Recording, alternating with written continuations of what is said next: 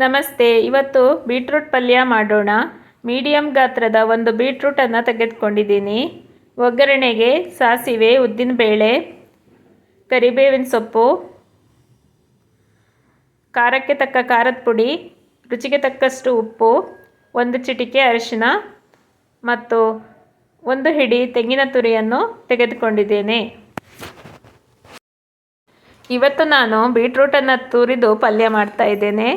ಒಂದು ಗ್ರೇಟರನ್ನು ತೆಗೆದುಕೊಂಡು ಬೀಟ್ರೂಟನ್ನು ತುರಿದುಕೊಳ್ತಾ ಇದ್ದೇನೆ.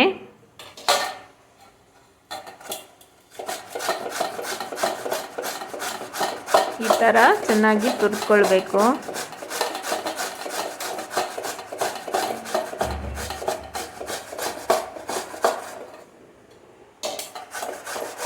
ಯಾರೆಲ್ಲ ನನ್ನ ವಿಡಿಯೋವನ್ನು ಸಬ್ಸ್ಕ್ರೈಬ್ ಮಾಡದೆ ನೋಡ್ತಾ ಇದ್ದೀರಾ, ದಯವಿಟ್ಟು ಸಬ್ಸ್ಕ್ರೈಬ್ ಮಾಡಿಕೊಳ್ಳಿ. ಬೆಲ್ಲೈಕನ್ನನ್ನು ಪ್ರೆಸ್ ಮಾಡಿ. ಇದರಿಂದ ನಾನು ಹಾಕುವ ಹೊಸ ವಿಡಿಯೋದ ಅಪ್ಡೇಟ್ ನಿಮಗೆ ಸಿಗ್ತದೆ. ಒಂದು ಬೀಟ್ರೂಟಲ್ಲಿ ಇಷ್ಟು ತುರಿ ಬಂದಿದೆ. ಈಗ ಕಡಾಯಿನ ಸ್ಟವ್ ಮೇಲಿಟ್ಟು ಗ್ಯಾಸ್ ಆನ್ ಮಾಡ್ಕೊಳ್ತಾ ಇದ್ದೇನೆ. ಸ್ವಲ್ಪ ಬಿಸಿ ಆಗಲಿ. ಈಗ ಒಗ್ಗರಣೆಗೆ ಅಡುಗೆ ಎಣ್ಣೆನ ಹಾಕ್ಕೊಳ್ತಾ ಇದ್ದೇನೆ.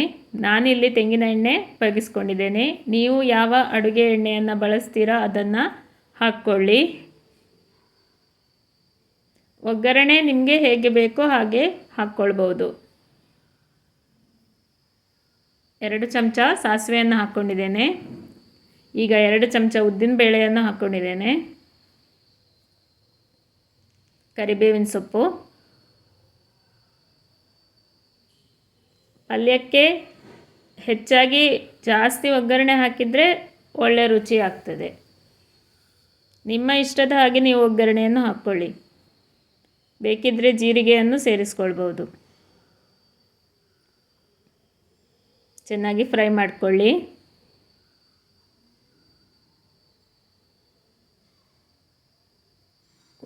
ಉದ್ದಿನಬೇಳೆ ಕೆಂಪಾಗುವವರೆಗೆ, ಸಾಸಿವೆ ಸಿಟಿಯುವವರೆಗೆ ಒಗ್ಗರಣೆ ಆಗಲಿ.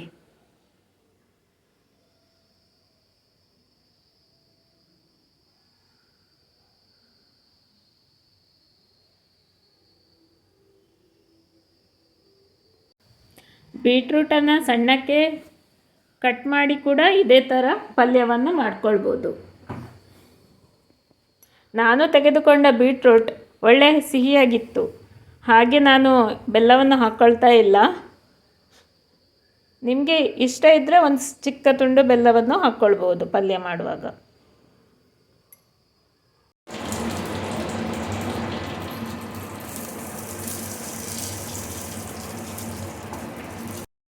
ಈಗ ಸಾಸಿವೆ ಸಿಟಿದಿದೆ.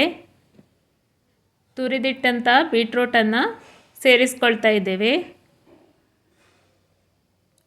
ಬೀಟ್ರೂಟನ್ನು ತುರಿದ ಕಾರಣ ಈ ಪಲ್ಯ ಬೇಗನೆ ಬೇಯುತ್ತದೆ.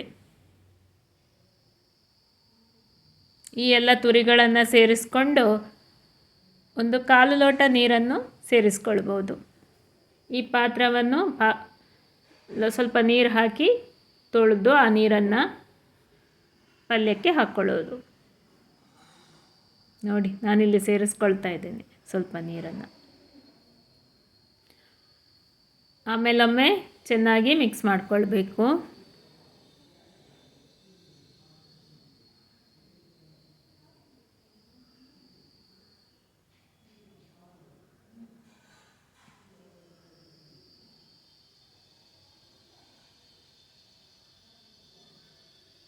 ಇನ್ನು ಮುಚ್ಚಳ ಮುಚ್ಚಿ ಬೇಯಿಸೋದು.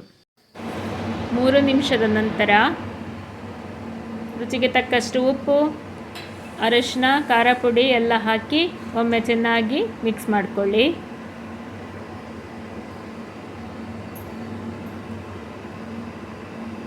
ಈ ಥರ ಒಮ್ಮೆ ಚೆನ್ನಾಗಿ ಮಿಕ್ಸ್ ಮಾಡಿಕೊಳ್ಳಿ. ಖಾರ ಪುಡಿಯನ್ನು ನಿಮ್ಮ ಖಾರಕ್ಕೆ ತಕ್ಕಂತೆ ಸೇರಿಸ್ಕೊಳ್ಬಹುದು. ಹಸಿಮೆಣಸು ಬೇಕಿದ್ದರೆ ಕೊಚ್ಚಿ ಹಾಕ್ಕೊಳ್ಬೋದು ಕಟ್ ಮಾಡಿ. ನಾನಿಲ್ಲಿ ಮೆಣಸಿನ ಪುಡಿಯನ್ನು ಉಪಯೋಗಿಸ್ಕೊಂಡಿದ್ದೇನೆ.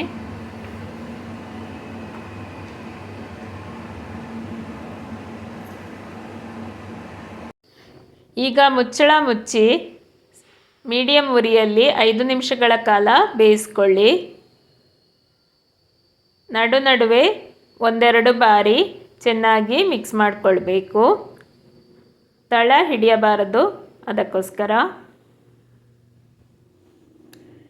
ಈ ರೆಸಿಪಿ ಒಂದು ಬೇಗ ಆಗುವ ಸುಲಭವಾದ ರೆಸಿಪಿ. ಬೀಟ್ರೂಟ್ ಚೆನ್ನಾಗಿ ಬೆಂದಿದೆ. ಈಗ ನಾನು ಕೊನೆಯಲ್ಲಿ ತೆಂಗಿನ ತುರಿಯನ್ನು ಸೇರಿಸ್ಕೊಳ್ತಾ ಇದ್ದೇನೆ.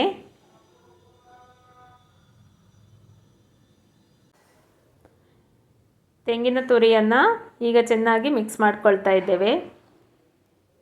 ನಿಮಗೆ ಈ ರೆಸಿಪಿ ಇಷ್ಟವಾಗಿದ್ದಲ್ಲಿ ಖಂಡಿತ ಟ್ರೈ ಮಾಡಿ. ಹೇಗೆ ಬಂದಿದೆ ಅಂತ ಕಮೆಂಟ್ ಮೂಲಕ ತಿಳಿಸಿ. ಈ ವಿಡಿಯೋ ನಿಮಗೆ ಇಷ್ಟವಾಗಿದ್ದಲ್ಲಿ ನನ್ನ ಚಾನೆಲನ್ನು ಲೈಕ್, ಶೇರ್, ಸಬ್ಸ್ಕ್ರೈಬ್ ಮಾಡಿ. ಮುಚ್ಚಿ ಇಡ್ತಾ ಇದ್ದೇವೆ. ಧನ್ಯವಾದಗಳು.